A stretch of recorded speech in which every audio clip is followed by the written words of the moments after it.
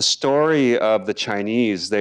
for writers, they think of this kind of narrative structure of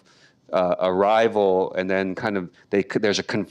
confronting of an obstacle, and there's kind of like this rising kind of tension, and then there's kind of this climactic moment, and then usually there's some sort of resolution, and screenwriters know that you need some sort of, it's not necessarily positive resolution, like it might not necessarily be exactly what you wanted to happen, but there is some sort of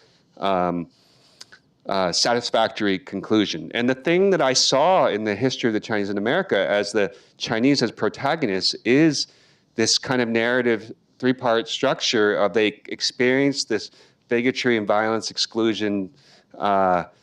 The emotional horror of this book is when dozens of communities in the American West in 1885, 1886 drove out the Chinese. And yet the Chinese persisted. And the Chinese population decreased for a while, but then it started to rise again in the 1920s and 1930s. And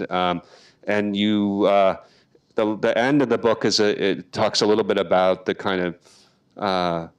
assimilation sort of experience of Chinese, and this just wrestling with culture, Americanness, and their identity, and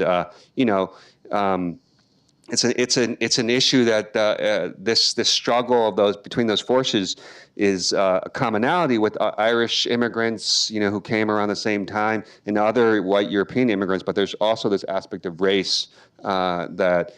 Chinese and other Asian Americans have had to experience.